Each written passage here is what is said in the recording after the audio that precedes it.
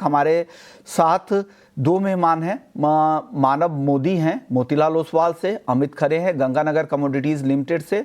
ये दोनों एक्सपर्ट्स आपके सवालों के जवाब देंगे। साथ ही हमारे साथ बिमल कोठारी भी होंगे, चेयरमैन है IPGA के, Indian pulses and grain association के।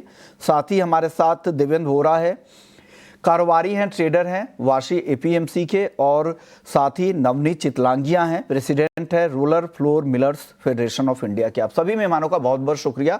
शुरुआत कर लेंगे आज की सबसे बड़ी खबर से, और वो खबर है खरीफ फसलों की MSP में जो भारी बढ़ोतरी का ऐलान हुआ है। उम्मीद से ज़्यादा खरीफ फसलों की MSP बढ़ाई गई है।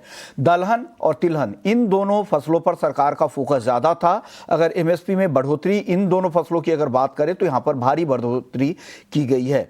अरहर की जो MSP है वो 400 रुपए से ज्यादा बढ़कर 8,000 रुपए हो गई है। उड़द की MSP 400 रुपए प्रति क्विंटल बढ़कर 7400 से 7800 रुपए हो गई है। तो एक भारी बढ़ोतरी यहां पर हुई है। इसके अलावा तिलहन की अगर बात करते हैं तो तिलहन में सोयाबीन की जो MSP है उसे 4,892 से बढ़ाकर 5,328 रुपए प्रति क्विंटल कर दिया गया है।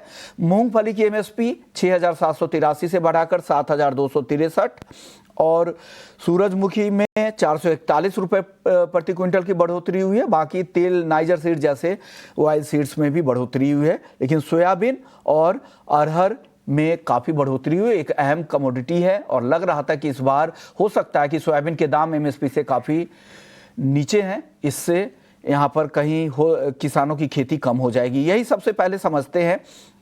सबसे पहले हम बात करते हैं देवेंद्र वोरा जी से। सर, खरीफ फसलों की जो MSP बढ़ाई गई है इसे आप किस तरह से देखते हैं, क्या असर होगा इसका बाजार पर? बाजार पे अभी तो कोई इतना इम्पैक्ट नहीं आएगा, लेकिन इससे बिजाई निश्चित रूप से बढ़ेगी और उसके ऊपर सरकार का कंटिन्यूस फोकस है। आप पिछले 2-3 बजट से अगर निर्मला सीतारमण का देखें तो पल्सेस और तिलहन मतलब ऑयल सीड्स और पल्सेस के ऊपर उनका काफी ज्यादा फोकस है। क्यों? ये बहुत सारी मात्रा में हमको इंपोर्ट करना पड़ रहा है, तेल और जो दाल और पल्सेस है। तो गवर्नमेंट कहीं ना कहीं आत्मनिर्भर सेल्फ सफिशिएंट होना चाहती है और फार्मर को उसका जो फायदा है वो पहुंचाना चाहती है। लेकिन उसके बाद में ग्राउंड के ऊपर जो थोड़ा काम राज्य सरकारों को करना चाहिए वो थोड़ा उसमें कहीं मैं कमी देख रहा हूँ। वो अगर राज्य सरकार सेंट्रल गवर्नमेंट की ये जो योजना है, जो इतना MSP का बढ़िया बल्ले बल्ले भाव है, उसको अगर अच्छी तरह से अगर इम्प्लीमेंट करे तो मैं समझता हूं कि हिंदुस्तान को पल्सेस जो है इंपोर्ट करने की नौबत नहीं आएगी, उल्टा हम एक्सपोर्ट कर पाएंगे। ये परिस्थिति में हम पहुंचेंगे, ऐसा मुझे दिख रहा है। गेहूं को लेकर भी काफी सारी खबरें हैं। एक तो है कि गेहूं की स्टॉक लिमिट को भी बढ़ाई गई है। गेहूं के स्टॉक लिमिट को अब बढ़ाकर 31 मार्च 2026 तक बढ़ा दी गई है। नवनीत जी, इस खबर को आप कैसे देख रहे हैं? देखिए, इस खबर के पीछे गवर्नमेंट के अपने कारण हो सकते हैं। वैसे इंडस्ट्री इतनी जल्दी इस डिसीजन को एक्सपेक्ट नहीं कर रही थी कि आज के दिन स्टॉक लिमिट्स आएंगे, क्योंकि आपको पता है इस साल हमारे वीट में रोबस्ट क्रॉप साइज आया है जो मंडियों में भी देखने को मिला है। साथ ही साथ सरकार की प्रोक्योरमेंट भी बहुत अच्छी हुई है, लगभग 30 मिलियन टन सरकार को भी माल मिल गया है।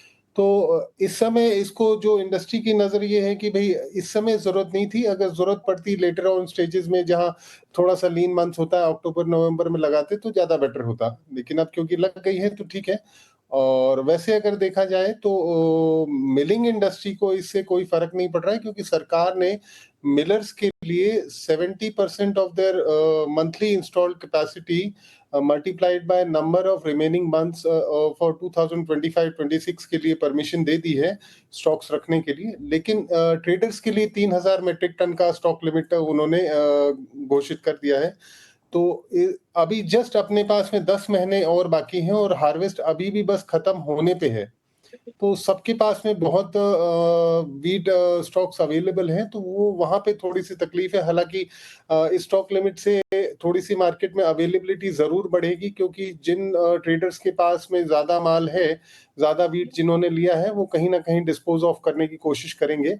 और अवेलेबिलिटी बढ़ने के साथ साथ ये होगा कि वीट के प्राइसेस में हम थोड़ी सी नरमी देख रहे हैं, 100 से 50 रुपए की नरमी आनी चाहिए। आपको क्या लग रहा है क्यों ये फैसला किया गया है देवेंद्र जी? स्टॉक लिमिट लगाने की जो समय सीमा थी उसे क्यों बढ़ाई गई है? क्या इसकी जरूरत थी? एक तरफ कहा जा रहा है कि रिकॉर्ड उत्पादन है, इस बार दाम भी कम है, स्थिर है, उसके बाद भी ये फैसला क्यों हुआ? आप कैसे देख रहे हैं सर इसे? बात है सरकार की तरफ से इन्फ्लेशन ना बढ़े, और गेहूं जो है वो हम इंडिया का स्टेपल फूड है, 11 राज्यों में खाया जाता है। प्लस इंटरनेशनल परिस्थिति में भी सरकार कोई जोखिम लेना नहीं चाहती है, और आने वाले 3-4 बड़े राज्यों का जो इलेक्शन है उसको भी सरकार नजरअंदाज नहीं कर सकती है। और सरकार को कहीं ना कहीं पोर्टल से ऐसा दिख रहा था कि जो 40-45 बड़े प्लेयर्स है उसने काफी माल को स्टॉक किया है, तो किधर न किधर सरकार ये चाहती है कि हम सरकार है और हम कंट्रोल करेंगे मार्केट को। सो सरकार पूरी अलर्ट है, पीडीएस डिपार्टमेंट पूरा अलर्ट है, और किसी भी कीमत पे वो इन्फ्लेशन गेहूं और चावल मेन जो हिंदुस्तान का स्टेपल फूड है उसके बढ़ना नहीं चाहती है। और बहुत सारी 2 या 3 राज्यों ने तो सरकार ने बोनस दिया था। तो मैं समझता हूं कि फार्मर्स को कोई अभी कोई दिक्कत नहीं है। बाकी जो बड़े बड़े स्टॉकिस्ट है, बड़े बड़े प्लेयर्स है, जो मार्केट को खुद को हाथ में रखना चाहते थे, उसके ऊपर सरकार ने कहीं ना कहीं बढ़िया एक लगाम लगा दी है, ऐसा मैं समझता हूँ।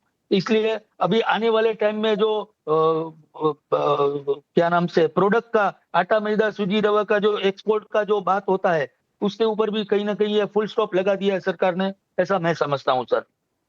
क्या लग रहा है नवनीत जी आपको प्रोडक्शन के नंबर्स वगैरह, आप लोगों के अनुमान अब क्या है? अब तो फाइनल फिगर आपके पास भी लगभग करीब करीब आ गए होंगे। आप किस तरह के उत्पादन के नंबर्स देख रहे हैं? और साथ ही क्या ना तो इंपोर्ट में कोई ड्यूटी कटौती की तैयारी है और ना ही एक्सपोर्ट की कोई इजाजत मिलेगी? इस पर भी आप क्या कहेंगे? दोनों सवालों के जवाब सर दीजिएगा नवनीत जी। देखिए, जहाँ तक प्रोडक्शन का सवाल है, इस साल हमारा जो सर्वे था उसके हिसाब से 109.63 मिलियन टन्स का फाइनल रिपोर्ट आया है, और हम ये मानते हैं कि एकदम सही है, और इससे ज़्यादा भी हो सकता है, क्योंकि जिस हिसाब से इस बार हमारे को मंडियों में क्रॉप साइज़ देखने को मिली है, वो बहुत ही अच्छी थी, और सब तरफ से न्यूज़ आ रही थी कि क्रॉप साइज़ बहुत अच्छी आ रही है मंडियों में। अब रहा इम्पोर्ट का सवाल, तो इम्पोर्ट तो इम्पॉसिबल सा है। इम्पोर्ट के बारे में तो सरकार किसी भी कीमत पे नहीं सोचेगी, क्योंकि प्रोक्योरमेंट भी रोबस्ट हुआ है सरकार का, तो ऐसी कोई तकलीफ है नहीं। अवेलेबिलिटी की भी इस साल कोई तकलीफ आनी नहीं है, तो इम्पोर्ट तो इम्पॉसिबल है। रहा व्हीट प्रोडक्ट्स के एक्सपोर्ट की बात, तो हमारा इंडस्ट्री का हमेशा से ये मानना है कि इंडस्ट्री का जो एक इंडियन डायस्पोरा के लिए जो हम लोगों ने मार्केट डेवलप कर रखा था देश से बाहर का, बहुत ज़्यादा आटा एक्सपोर्ट नहीं होता, लगभग 5 लाख टन से 10 लाख टन की ही गुंजाइश होती है आटा एक्सपोर्ट करने के लिए। तो उसके लिए हम लोगों ने पूरा मार्केट डेवलप कर रखा था, ब्रांडिंग कर रखी थी, सब कुछ कर रखी थी, तो उसको ज़रूर चालू करना चाहिए, इसमें कोई बुराई नहीं है। क्योंकि ये जो हमारा बिज़नेस था, आज के दिन हमारे पड़ोसी देशों में चला गया है ये बिज़नेस। चाहे आप नेपाल की बात करें या पाकिस्तान की बात करें, उन लोगों को ये इंडिया का बिज़नेस ऑटोमैटिकली मिल गया है। तो हम ये चाहते हैं कि कम से कम इंडियन डायस्पोरा के लिए आप आटे का एक परमिशन दे दें, भले ही 5 लाख टन का, 10 लाख टन का इनिशियल दें, लेकिन देना ज़रूर चाहिए। ओके, एक लिमिट के साथ यहाँ पर आप एक्सपोर्ट की इजाज़त मांग रहे हैं आटे के लिए। चलिए, एक और खबर है सोयाबीन को लेकर। हालांकि सोयाबीन की जो एमएसपी है इसमें काफ़ी बढ़ोतरी हुई है, इसके बाद किसान हालांकि इस पर विचार ज़रूर करेंगे, लेकिन अब तक खबर यही आ रही थी कि इस बार एमएसपी से करीब करीब 10% मंडियों में सोयाबीन के नीचे भाव थे। इससे कहा यह जा रहा था कि सोयाबीन के किसान महाराष्ट्र में और एमपी में दूसरे फसलों की तरफ शिफ्ट करेंगे, दलहन की तरफ, शुगर केन की तरफ, गन्ने की तरफ और साथ ही मक्के की तरफ। अब क्या लग रहा है, एमएसपी में इतनी भारी बढ़ोतरी हुई है, काफी अच्छा फायदा किसानों को होगा अगर एमएसपी पे सारी खरीदारी होती है तो। देवेंद्र वोरा जी, क्या लग रहा है, सोयाबीन की खेती इस बार अच्छी होगी या आपको लग रहा है कि मंडियों में दाम कम है तो किसान मुंह मोड़ सकते हैं? सोयाबीन का एमएसपी का मतलब इसलिए नहीं रहता है कि सोयाबीन का एमएसपी से सरकार खरीद करती है, अलग बात है, लेकिन इंपोर्ट जो है 54 कंट्री से, अफ्रीकन कंट्री से जो माल आता है, तो वो कोई सरकार के ऊपर या लोकल प्रोडक्शन के ऊपर पूरी तरह डिपेंडेबल है, ऐसा मैं नहीं समझता हूँ। तो सोयाबीन तो इंटरनेशनल ट्रेड के हिसाब से ही पूरा मैच करता है, जैसे वायदा हुआ या उसका सोयाबीन का जो खली है, जो डीओसी है, वो जाता है, उसके ऊपर बहुत सारी मार्केट डिपेंड करती है। बट कहीं ना कहीं सरकार ये चाहती है कि हिंदुस्तान में ही ज्यादा तिलन और हिंदुस्तानी तिलन का ही तेल लोकल में जो है अच्छा लोकल फॉर वोकल चले, ऐसा सरकार की भावना है। लेकिन पीछे की जो व्यवस्था है उसमें बहुत सारे बदलाव होना जरूरी है। प्रोक्योरमेंट के बाद का भी सेल वगैरह का, वो सरकार को कहीं ना कहीं उसमें थोड़ा ध्यान और देना चाहिए, ऐसा मैं समझता हूँ। चलिए कि एक और खबर का आज ऐलान हुआ था, वो भी आपको बता देते हो कि ब्याज छूट योजना MISS जारी रखने की मंजूरी सरकार की तरफ से दे दी गई है। 2025-26 के लिए ब्याज छूट योजना को कैबिनेट से मंजूरी मिली है। किसान क्रेडिट कार्ड के जरिए 3 लाख तक का लोन 7% रियायती ब्याज दर पर मिलेगा और समय पर भुगतान अगर किसान की तरफ से किया जाता है तो 3% का अतिरिक्त छूट भी दिया जाएगा और ऐसे में कुल जो इफेक्टिव ब्याज की दरें होगी वो 4% हो जाएगी और जो बैंक एलिजिबल होंगे उनको 1.5% ब्याज छूट दी जाएगी और जो पशुपालन के काम में है, मछली पालन के काम में है, उनके लिए ऐसे काम वाले जो किसान हैं उनको लोन पर ब्याज लाभ 2 लाख तक ही सीमित है और जो मौजूदा योजना है उसमें कोई बदलाव नहीं की गई है। अब और आपको बता दें कि देश में करीब करीब 7,75,000 से 7,75,00,000 से अधिक KCC खाते एक्टिव है और 2014 में करीब 4.25 लाख करोड़ के आसपास जो ये KCC लोन के जरिए जो लिमिट थी वो अब जो लोन वितरण है वो बढ़कर 10 लाख करोड़ के भी पार निकल चुका है। तो ये एक अहम अपडेट है आपके लिए। शुक्रिया नवनीत जी आपका, देवेंद्र जी आपका, आप लोगों ने वक्त निकाला और अहम दिन में अहम खबर पे अपनी राय रखी। चलिए आगे बढ़ते हैं और अब बात कर लेते हैं एग्री के बाद नॉन एग्री मार्केट की और यहाँ पर ढेर सारे दर्शकों के सवाल आ रहे हैं। शुरुआत कर लेते हैं दर्शकों के सवाल के साथ ही। हमारे साथ मानव मोदी और अमित खरे जी बने हुए हैं। गोपाल हैं दिल्ली से। 95,000 के भाव पर सोने में एक लॉट खरीदा है, क्या करना चाहिए? मानव क्या सलाह देंगे इनको, गोपाल जी को? जी नमस्ते विश्वनाथ जी। मेरे ख्याल से गोपाल जी को होल्ड करने की सलाह दूंगा मैं। ये अच्छा लेवल पे उनकी एंट्री हुई है। जब तक बिल्कुल 94,800 नीचे में एक क्रिटिकल सपोर्ट है, 94,800 94,500। तो जब तक ये लेवल नहीं निकलता है नीचे में तब तक मेरा व्यू बाय ऑन डिप्स का ही है। तो 94,500 का स्टॉप लगा के होल्ड कर सकते हैं इसे। अगले दर्शक है नीरज हैं दिल्ली से। नेचुरल गैस में खरीदारी करें या बिकवाली करें? अमित जी क्या करना चाहिए नीरज जी को? नेचुरल गैस का अभी जस्ट चार्ट जैसा मैं देख रहा हूँ, अभी हाफ एन आवर पहले 320 रुपए के आसपास के भाव थे, अभी 326 के ऊपर प्राइजेस आए हैं, ऑलमोस्ट सर्किट के आसपास है। तो थोड़ा सा वेट एंड वॉच करना चाहिए क्योंकि अभी इसका जो रेजिस्टेंस था 326 का जस्ट वो क्रॉस हुआ ही है। तो थोड़ा सा वेट करें, 324 323 की रेंज में अगर प्राइजेस मिलते हैं तो इसमें एक फ्रेश खरीदारी जो है ट्रेडर्स बना सकते हैं। ऊपर में 330 का टारगेट रखें, नीचे में 319 का स्टॉप लॉस रखें। जयपुर से नेचुरल गैस में क्या करें? आप बताइए मानव, आपकी राय क्या है एनजी पर? एक चीज से सहमति रखता हूँ। मेरे ख्याल से मेरा भी वो टारगेट 326 के आसपास ही था। अभी बहुत अच्छी एक रैली हमने आती हुई देखी है, तो मेरे ख्याल से थोड़ा डिप का वेट कर लेना चाहिए। ओवरऑल व्यू बाइंग का ही है, लेकिन 318 320 के आसपास अगर मिलता है तो बाई करके चलना चाहिए। ये लेवल पे फ्रेश बाइंग थोड़ा अवॉइड करे तो बेटर है। सार से 95,200 के भाव पर सोने में 3 लॉट खरीदा है, क्या करें? अमित जी क्या करना चाहिए? बिल्कुल होल्ड रखना चाहिए। अभी वापस फिर से एक रिबाउंड की स्थिति जो है चार्ट पे बन रही है। कल जो लो बनाए थे वहां से एक अच्छी खासी रिकवरी प्राइसेस में देखी है। तो मौजूदा स्तर इसका जून वायदा गोल्ड का 95,500 के आसपास है। करंट भाव पे भी खरीदारी कर सकते हैं। 95,100 के नीचे का एक स्टॉप लॉस मेंटेन करें। ऊपर में 96,400 तक के टारगेट रख सकते हैं। इंट्राडे का ट्रेड रहेगा। खाजा हैं, सोना और नेचुरल गैस में ऑप्शंस की रणनीति जानना चाह रहे हैं। ऑप्शंस में कोई ट्रेड है क्या, गोल्ड में भी और एनजी में भी? मानव जी मेरे ख्याल से नेचुरल गैस में बिल्कुल एक्सपायरी लास्ट वीक ही खत्म हुई है। अगर फ्रेश ट्रेड लेना है तो जैसे मैंने कहा नेचुरल गैस में थोड़ा वेट कर सकते हैं। डिप का कॉल के तरफ रहे तो बेटर है।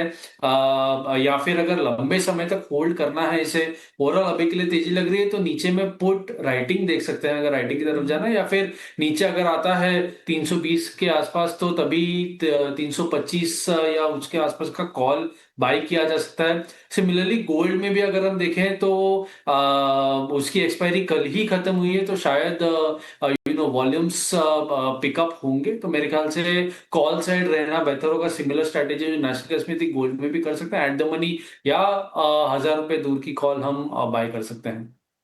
गिरीश हैं दिल्ली से, कॉपर में क्या करें? कॉपर पर आपकी राय अमित जी? कॉपर जो है चार्ट के हिसाब से देखा जाए तो एक खरीदारी का ट्रेड जो है चार्ट पे दिखाई दे रहा है। 863 रुपए जून वायदा कॉपर के लिए एक एंट्री पॉइंट है, वहां पे ट्रेडर्स को खरीदारी करनी चाहिए। 874 रुपए तक के टारगेट रखें, 858 रुपए का स्टॉप लॉस फॉलो करें। अरविंद जैन है, 98,700 के भाव पर चांदी जून वायदा में खरीदारी की है। मानव, क्या करना चाहिए इनको, अरविंद जैन जी को? मेरे ख्याल से थोड़े ऊपर के भाव है, बिल्कुल। थोड़ा डिप आता है तो एवरेज करने को देखना चाहिए, क्योंकि ओवरऑल व्यू बाइंग का ही है। तो अगर एवरेज करते हैं तो बेहतर भाव हो जाएगा, इनका जो कॉस्ट है वो बेहतर हो जाएगा। नीचे में 96,500 का सपोर्ट है, तो जब तक 96,000 के ऊपर है बाइंग का व्यू है। लेकिन अगर मैनेज करना है तो बिल्कुल या तो ऑप्शन के साथ पुट राइटिंग कर सकते हैं, या नीचे आता है तो एवरेज कर सकते हैं। अगले दर्शक है राकेश हैं एमपी से, क्रूड में आज क्या करें? अमित जी क्या करें क्रूड में? का ट्रेड है, थोड़ा सा गिरावट का वेट करना है। 5210 5220 की रेंज में कहीं पे भी खरीदारी कर सकते हैं। 5350 रुपए का टारगेट रखें, स्टॉप लॉस 5150 का रहेगा। रामू है बाड़मेर राजस्थान से, जीरे को लेकर क्या आउटलुक है? अमित जी क्या आउटलुक है जीरे का? जीरे में हम देख रहे हैं कि 24,900 रुपए के स्तर से एक मुनाफा वसूली का दौर स्टार्ट हुआ था। भाव अभी 20,500 के आसपास है। यहाँ पे एक डिमांड मेरे को लगा निकलती हुई आएगी, क्योंकि प्राइस जो है सपोर्ट जोन के आसपास ट्रेड कर रहे हैं। 20,500 जून वायदा जीरा का खरीदारी का पॉइंट है। 21,500 रुपए का टारगेट लगा है। एक हफ्ते का ट्रेड रहेगा। 19,900 का एसएल रहेगा। है उनका सवाल, सोने चांदी में आज खरीदारी करे क्या? मानव, क्या सोने चांदी में इनको खरीदारी करनी चाहिए क्या? जी बिल्कुल, खरीदारी की जा सकती है विश्वनाथ जी। अगर हम सोने चांदी दोनों में देखें तो अच्छा रिवर्सल हुआ है, बहुत ही रेंज बाउंड मोमेंटम है, लेकिन काफी सारे न्यूज आ चुके हैं और काफी सारे न्यूज की एक्सपेक्टेड भी है। तो आज मेरे ख्याल से एफओएमसी मीटिंग मिनट्स और ये हफ्ते में जीडी पर इन्फ्लेशन है, तो उसके ऊपर खास नजर रखी जा सकती है। लेकिन अगर इंट्राडे स्पेसिफिक या एक आध हफ्ते की बात है, लेवल्स अच्छे हैं, मेरे ख्याल से बाइंग इनिशिएट करना चाहिए दोनों में ही। सोनी है गोल्ड मिनी, क्या करे अमित जी? गोल्ड मिनी जुलाई वायदा अभी मौजूदा भाव 95,800 यहाँ पे खरीदारी जो है ये कर सकते हैं। 95,400 रुपए का स्टॉप लॉस लगा के 96,400 रुपए तक के टारगेट इंट्राडे में रख सकते हैं। में आपकी टॉप पिक क्या होगी अमित जी? हल्दी, धनिया, जीरा या फिर ग्वार? पहला नंबर पे मैं हल्दी को दूंगा। हल्दी जो है काफी अट्रैक्टिव चार्ट पे दिखाई दे रहा है, तो हल्दी वायदे में खरीदारी का ट्रेड रहेगा। इसका जो प्राइस है 13,700 रुपए का एंट्री पॉइंट है। 14,500 रुपए का 1 वीक तक का टारगेट रखें। 13,200 का स्टॉप लॉस है। दूसरे नंबर पे ग्वारगम को रखूंगा, 9600 रुपए के आसपास जिसमें खरीदारी का ट्रेड रहेगा। 2 से 3 दिन का ट्रेड है। 99 का जो है टारगेट रहेगा और 94 का स्टॉप लॉस रहेगा। चलिए, लेकिन मौसम को लेकर एक आईएमडी का जो अनुमान है फिर से बता देता हूं। हालांकि कल ये प्रेस कॉन्फ्रेंस हुई थी और इस सीजन में 106% बारिश का अनुमान है, लेकिन आज के लिए अनुमान ये है कि अगले 2 दिन और भी मानसून की चाल मजबूत रह सकती है, ऐसा मौसम विभाग की तरफ से कहा गया है। और मानसून की रफ्तार बढ़ेगी और ये मुंबई पुणे के पार निकल कर जाएगा। कर्नाटक, महाराष्ट्र, तेलंगाना, आंध्र प्रदेश, छत्तीसगढ़ और उड़ीसा में मानसून की पूरी तरह से इंटीरियर इलाकों में भी एंट्री हो जाएगी और पूर्वोत्तर राज्यों में पश्चिम बंगाल, सिक्किम के कई हिस्से में मानसून पहुंच जाएगा। इसके अलावा केरल में अगले 3 दिन तक भारी बारिश की चेतावनी दी गई है। तटीय और दक्षिण आंतरिक कर्नाटक में अगले 5 दिनों तक भारी बारिश की संभावना है। तेलंगाना, आंध्र प्रदेश में भी भारी बारिश की संभावना है और तमिलनाडु और पुडुचेरी को लेकर यह चेतावनी दी गई है कि अगले 6 दिनों तक यहां पर भारी बारिश हो सकती है। इसके अलावा दक्षिण आंतरिक कर्नाटक और आंध्र प्रदेश के तटीय क्षेत्र में भी भारी बारिश की संभावना जताई गई है। तो यह है मौसम विभाग का नया अलर्ट। आज के लिए यह अलर्ट जारी किया गया था और कई राज्यों में तो अगले 6 दिनों तक भी भारी बारिश की संभावना है। शुक्रिया अमित जी आपका, मानव आपका, आप लोगों ने वक्त निकाला हमारे दर्शकों को फटाफट से कई सारे कमोडिटीज पे अपनी राय रख दी। चलिए, कमोडिटी फटाफट में फिलहाल इतना ही। बाकी खबरों के लिए आप बने रहिए हमारे साथ।